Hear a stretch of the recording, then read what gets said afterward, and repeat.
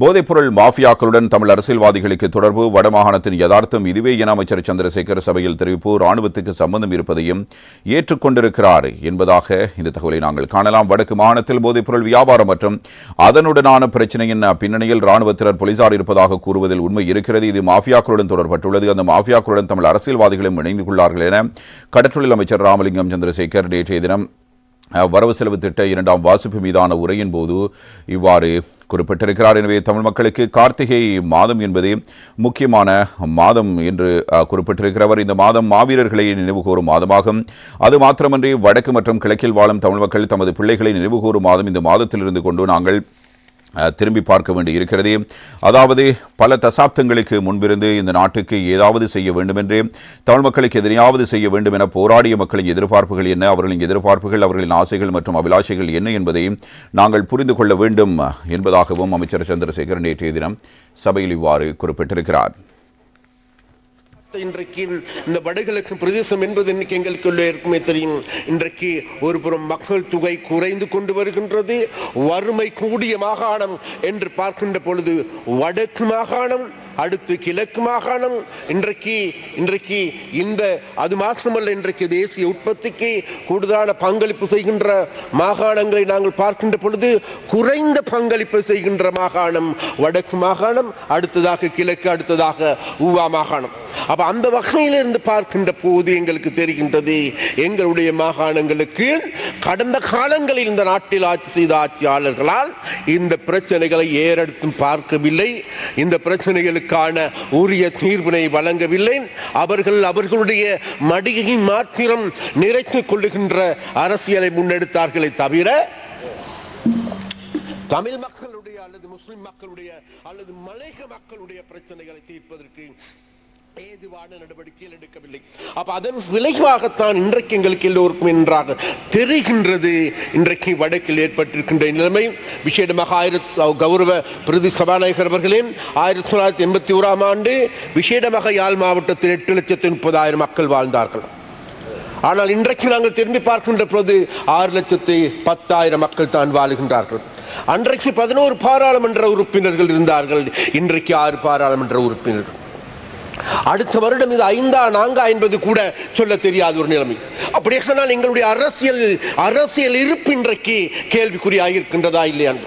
இன்னைக்கு எங்களுடைய அரசியல்வாதிகளுடைய பயணம் என்பது வேறு எதுவுமில்லை, தாங்களுடைய இருப்பு, தாங்களுடைய எம்பி பதவிகளை மாத்திரம் தக்க வைத்துக் கொள்கின்ற போது அந்நாளைக்கு அந்த எம்பிமார்களை கூட தெரிவு செய்வதற்கு கூட மக்கள் இல்லாத ஒரு நிலைமை ஏற்பட்டு இருக்கின்றது. அந்த நிலைமைக்கான காரணத்தை நாங்கள் நல்ல முறையில் கண்டு கொண்டு அந்த நிலைமைகளில் இருந்து அந்த மக்களை மீட்பதற்கு ஏதுவான நடவடிக்கைகளை எடுக்க வேண்டும். அந்த நடவடிக்கைகளை எடுப்பதற்கு வேறு எதுவுமல்ல, விசேடமாக இன்றைக்கு எங்களுக்கு எல்லோருக்குமே தெரியும் அந்த ஒரு நிலைமை ஏற்பட்டிருக்கின்றது. மறுபுறத்தில் எங்களுக்கு எல்லோருக்குமே தெரியும் வேகமாக இன்றைக்கு தமிழ் மக்கள் நாட்டை விட்டு வெளியேறி கொண்டிருக்கின்றார்கள். அந்த வெளியேற்றின் காரணமாக எங்களுடைய தமிழ் மக்களுடைய குடிப்பரம்பல் மேலும் குறைந்து வருகின்றது. அந்த நிலைமையின் காரணமாக அது மாத்திரமல்ல, கல்வி ரீதியாக நாங்கள் எங்களுக்கு எல்லோருமே பெருமையாக பேசுகின்ற கல்வி புலத்துள் உள்ளவர்கள் வேறு எங்குமல்ல வடமாகாணத்தில் அல்லது யாழ்ப்பாணியர்களே கூடுதலாக கல்வி கற்றவர்களாக கடந்த காலத்திலிருந்து போற்றப்படுகின்ற ஒரு விடயம். ஆனால் இன்றைக்கு எங்களுக்கு எல்லோருக்குமே தெரியும் அந்த கல்வி நிலைமை கடந்த 10 ஆண்டுகளாக தொடர்ச்சியாக பின்தங்கிய நிலை. இதே நேரம் அமைச்சர் சந்திரசேகர் நேற்று சபையில் தொடர்ந்தும் கருத்துக்களை வெளிப்படுத்திக் கொண்டிருந்த போது ஒழுங்கு பிரச்சினை எழுப்பிய தமிழ் தேசிய மக்கள் முன்னணியின் தலைவரும் யாழ் மாவட்ட பாராளுமன்ற உறுப்பினருமான கஜேந்திரகுமார் பொன்னம்பலம் சில கேள்விகளை எழுப்பியிருந்தார். கடந்த 7 மாதங்களாக கல்வியில் வடக்கு முன்னேற்றம் காண்பதாக கூறியிருக்கிறீர்கள், எதனை அடிப்படையாக கொண்டு அவ்வாறு கூறுகிறீர்கள் என்பதாக அவரால் ஒரு கேள்வி முன்வைக்கப்படுகிறது. அதேபோன்று வடக்கு மற்றும் கிழக்கில் இராணுவமே போதைப் பொருளுக்கு பிரதான காரணம், இதனால் எப்போது இராணுவத்தை அங்கிருந்து வெளியேற்றப் போகின்றீர்கள் என கேள்விகளை அவர் தொடுத்திருந்தார். இதனைத் தொடர்ந்தும் அமைச்சர் சந்திரசேகர் இதற்கு பதிலளித்திருந்ததை நாங்கள் கண்டிருந்தோம். அந்த வகையில் கடந்த காலங்களில் யாழ்ப்பாணத்தில் உள்ள பிள்ளைகளை கல்வி கற்பதற்காக கொழும்புக்கு அனுப்பும் நிலைமை காணப்பட்டது. அத்துடன் போதைப்பொருள் அச்சுறுத்தல் காரணமாக அதிகளவான பிள்ளைகள் வெளிநாடுகளுக்கு அனுப்பவும் நடவடிக்கைகள் எடுக்கப்பட்டது. இதற்கு ஆதாரங்கள் தேவையில்லை, யதார்த்தமாகவே இது இருக்கிறதே. யாழ்ப்பாணத்தில் இருப்பவர்கள் இதனை புரிந்து கொள்ள வேண்டும் என்பதாகவும் அமைச்சர் சந்திரசேகர் நேற்றைய தினம் தன்னுடைய விவாதத்தின் பொழுது இந்த கருத்துக்களை முன்வைத்திருக்கிறார். இதேவேளை போதைப்பொருள் பிரச்சினைக்கு பின்னால் ராணுவம் மற்றும் போலீஸ் இருப்பதாக கூறினீர்கள். அதில் உண்மை இருக்கிறது. ராணுவம் போலீஸும் வேறு அல்ல, இது மாஃபியாக்களுடன் இணைந்துள்ளது. அந்த மாஃபியாக்களுடன் தமிழ் அரசியல்வாதிகளும் பிணைந்திருக்கிறார்கள். அந்த அரசியல்வாதிகள் அண்மையில் கைது செய்யப்பட்டும் இருக்கிறார்கள் என்பதாக சந்திரசேகர் இவ்வாறு கூறியிருக்கிறார். இதேவேளையில் மீண்டும் ஒழுங்கு பிரச்சினையை எழும்பி கருத்து தெரிவித்த பாராளுமன்ற உறுப்பினர் கஜேந்திரகுமார் பொன்னம்பலம் போதைப்பொருளுடன் ராணுவம் போலீஸ் தொடர்பட்டுள்ளமை தொடர்பில் ஏற்றுக்கொண்டுள்ளமையை நான் வரவேற்கிறேன். இதற்கு முன்னரான அரசாங்கங்கள் இதனை கூறியதில்லை. நீங்கள் ராணுவத்தை பொறுப்பு கூற வைக்காமல் இந்த மாஃபியாக்களை இல்லாமல் செய்ய போவதில்லை. வடக்கில் 2 பிரஜைகளுக்கு ஒரு ராணுவ சிப்பாய் இருக்கும் நிலைமையே இருக்கிறது என்று அவர் கூற, இதேவேளை தொடர்ந்தும் உரையாற்றிய அமைச்சர் சந்திரசேகர் இந்த விடயத்தில் ஒட்டுமொத்த ராணுவத்தின் மீதோ போலீசாரின் மீதோ பழிகூற முடியாது. ஒரு சிலரின் செயற்பாடுகள் உள்ளன. உங்களுடைய நண்பர்களின் அரசியல் கட்சிகளை சார்ந்தவர்களும் இந்த மாஃபியாக்களுடன் பின்னால் இருக்கிறார்கள் என்பதை மறந்துவிடக் கூடாது என்பதாக ஒரு கருத்தினை முன்வைத்திருந்தார். வடக்கிட கிழக்கிட ராணுவம் தான் போதைப் பொருளுக்கு பிரதான காரணம். எப்ப நீங்கள் ராணுவத்தை வெளியேற்ற போறீர்கள்? ஒன்று, அதாவது நான் முதலில் சொன்னது போன்று கௌரவ பிரதி சபாநாயகர் அவர்களே, கல்வி ரீதியாக விசேடமாக இன்றைக்கு கடந்த காலங்களை நாங்கள் திரும்பி பார்க்கின்ற பொழுது, அதாவது கொழும்பில், அதாவது யாழ்ப்பாணத்தில் கல்வி கற்பதற்கு பதிலாக பிள்ளைகளை கொழும்புக்கு அனுப்புகின்ற நிலைமை ஏற்பட்டிருக்கின்றது. ஒன்று.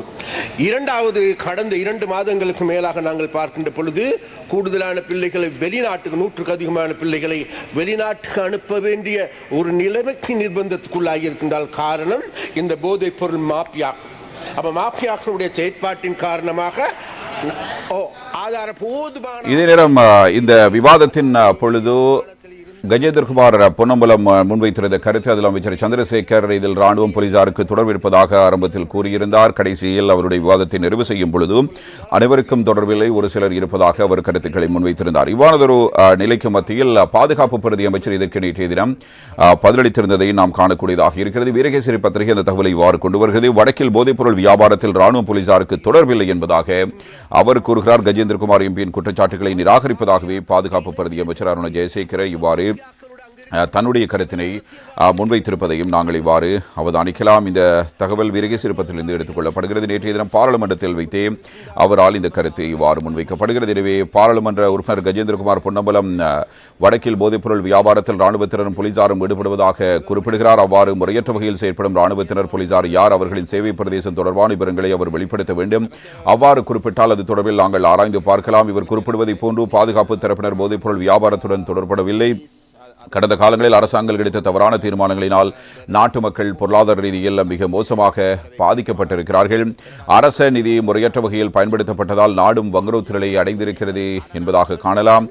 எனவே தேசிய மக்கள் சக்தி மக்களுக்கு வழங்கிய வாக்குறுதிகளை சிறந்த முறையில் செயற்படுத்தி வருகிறது. எதிர்க்கட்சியினர் தான் கலக்கமடைந்து போலியான குற்றச்சாட்டுகளை முன்வைத்துக் கொண்டிருக்கிறார்கள். கடந்த கால அரசாங்கங்கள் பிணைமுறி மோசடி, தேங்காய் எண்ணெய் மோசடி, சீனி மோசடி, வெள்ளைப்பூண்டு உட்பட பாரதூரமான மோசடிகளால் தான் பிரபலியம் அடைந்திருக்கின்றன. பொருளாதாரத்துக்கு பாதிப்பு ஏற்படாத வகையில் 2026ஆம் ஆண்டுக்கான வரவு செலவு திட்டத்தை தயாரித்திருக்கிறோம். இது ஒழுக்கம் தற்போது கடுமையான முறையில் பேணப்படுகிறது. கடந்த காலங்களைப் போன்று முறையற்ற வகையில் வரவு செலவு திட்டத்தை தயாரிக்கவில்லை. மக்களுக்கு போலியான நிவாரணங்களை வழங்கும் வாக்குறுதிகளை வழங்கவில்லை. மக்களுக்கு சாதகமான முறையில் தான் இந்த வரவு செலவு திட்டம் தயாரிக்கப்பட்டுள்ளது என்பதாக பாதுகாப்பு பிரதி அமைச்சர் அருண ஜெயசேகர இவ்வாறு நேற்றைய தினம் சபையில் குறிப்பிட்டிருக்கிறார்.